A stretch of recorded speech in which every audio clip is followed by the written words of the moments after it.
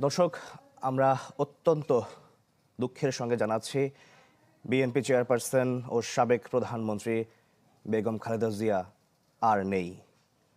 আজ সকাল ৬টায় রাজধানীর এভারকেয়ার হাসপাতালে শেষ নিঃশ্বাস ত্যাগ করেন তিনি।